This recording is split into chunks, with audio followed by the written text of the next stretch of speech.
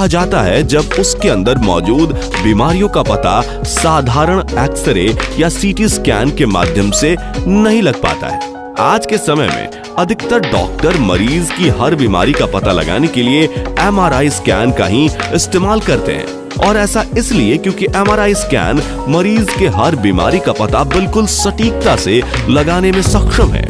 आज MRI scan किसी भी बीमारी का पता लगाने का सबसे आसान तरीका बन चुका है, इसलिए डॉक्टर्स ज्यादातर मरीजों को MRI स्कैन करने की सलाह देते हैं। ऐसे में आपके मन में कभी ना कभी यह सवाल जरूर आया होगा कि आखिर यह MRI स्कैन होता क्या है और इसे कैसे किया जाता है, या फिर इसे करवाने से कोई नुकसान तो नहीं है। इन सभी सवालों को जानने के लिए आप इस वीडियो को अंत तक देखते रहिए। दोस्तों, बहुत सारे लोग MRI का नाम सुनते ही घबरा जाते हैं और इस जांच को करवाने से डरते हैं, लेकिन जब भी डॉक्टर MRI स्कैन करवाने को कहता है तो इसे टालना नहीं चाहिए, क्योंकि बीमारी का गंभीर रूप लेने से पहले ही उसका पता लगाना इस जांच से ही संभव होता है, जिससे समय रहते उस बीमारी का इलाज भी हो सकता है।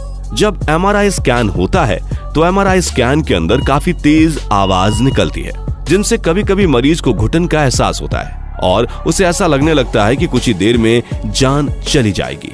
असल में ऐसा कुछ भी नहीं होता। दरअसल MRI स्कैन के दौरान निकलने वाली आवाज मरीज को किसी तरह का नुकसान नहीं पहुंचाती। MRI का मतलब है मैग्नेटिक रेजोनेंस इमेजिंग स्कैन, जिसमें आमतौर पर 30 से 60 मिनट तक का समय लगता है और इसकी फीस 5,000 से 8,000 तक लगती है। यह फीस और समय इस बात पर निर्भर करते हैं कि शरीर के कौन सा और कितना बड़ा हिस्सा स्कैन किया जाना है, इसकी कितनी तस्वीरें ली जानी है। MRI स्कैन रेडिएशन के बजाय मैग्नेटिक फील्ड पर काम करता है, इसलिए यह एक्सरे और सीटी स्कैन से अलग है। MRI स्कैन में पूरे शरीर में जहां जहां हाइड्रोजन होता है उसके स्पिन यानी कि घूमने से एक इमेज बनती है।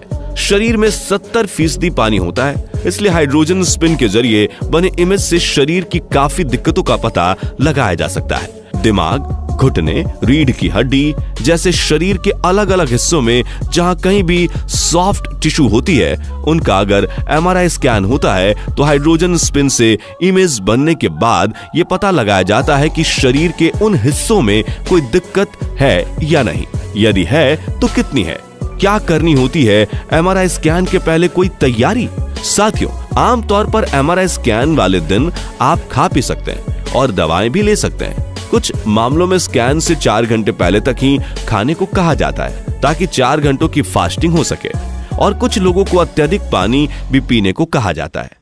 MRI टेस्ट के पहले आपको कुछ सवालों के सही भी जवाब देने होते हैं। इन प्रश्नों के जवाब के माध्यम से डॉक्टर आपके बारे में सारी जानकारी प्राप्त कर लेते हैं और आपकी सुरक्षा के लिए जरूरी कदम उठाते हैं। इन सवालों के माध्यम से रेडियोलॉजिस्ट ये भी जान लेते हैं कि पहले आपकी किसी तरह की सर्जरी तो नहीं हुई है या कोई डिवाइस आपके शरीर में लगाया तो नहीं गया, क्योंकि MRI के दौरान ऐसी स्थिति में समस्या पैदा हो सकती है, जिससे मेडिकल स्टाफ को यह पता चलता है कि स्कैन करना सुरक्षित है या नहीं।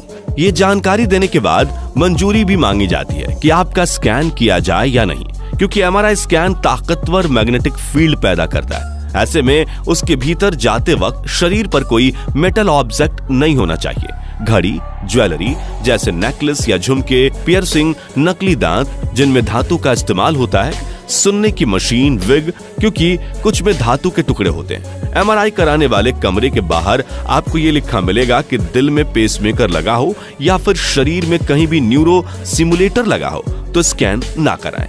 MRI की मशीन 3 तरह की होती है, 1 टेस्ला, 1.5 टेस्ला और 3 टेस्ला। ये टेस्ला वो यूनिट है जिसमें MRI मशीन की क्षमता को मापा जाता है। 3 टेस्ला यूनिट की क्षमता वाली मशीन लोहे की पूरी अलमारी को अपनी ओर खींचने की ताकत रखता है, यानी मशीन जितनी ज्यादा टेस्ला वाली होगी उतनी ही ज्यादा उसका मैग्नेटिक फील्ड होगा। क्या होता है MRI टेस्ट करते वक्त? MRI स्कैनर एक सिलेंडर नुमा मशीन होती है जो दोनों तरफ से खुली होती है। जांच कराने वाले व्यक्ति को मोटराइज्ड बेड पर लिटाया जाता है और लिटाए जाने के बाद बेल्ट से कसकर बांध दिया जाता है। ऐसा इसलिए किया जाता है जिससे मरीज स्कैनिंग के दौरान हिले नहीं। अगर यही एमआरआई टेस्ट छोटे बच्चों का किया जाता है तो उन्हें नींद की टैबलेट या हल्का एनेस्थीसिया दिया जाता है ताकि वो हिले डुले नहीं। अगर इस टेस्ट में डाई या कॉन्ट्रास्ट की मदद लेनी हो तो इसे इंजेक्शन के माध्यम से आपकी नसों में डाला जाता है। इससे ठंडक जैसा एहसास होता है। डाई के माध्यम से शरीर के वो अंग रंगीन तस्वीर में नजर आते हैं और फिर ये मोटराइज्ड बेड धीरे धीरे मशीन के भीतर जाता है।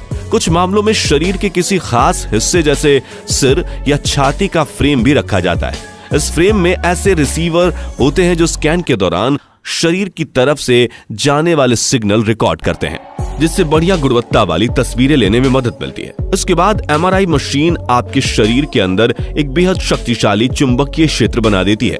इसके बाद इन तरंगों के माध्यम से कंप्यूटर शरीर के अंदर का नक्शा यानी इमेज तैयार करता है।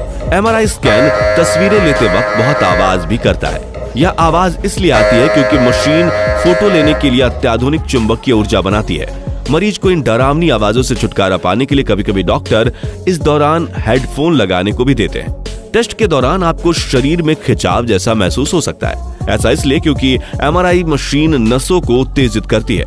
यह सामान्य है और इसमें चिंता की कोई बात नहीं है।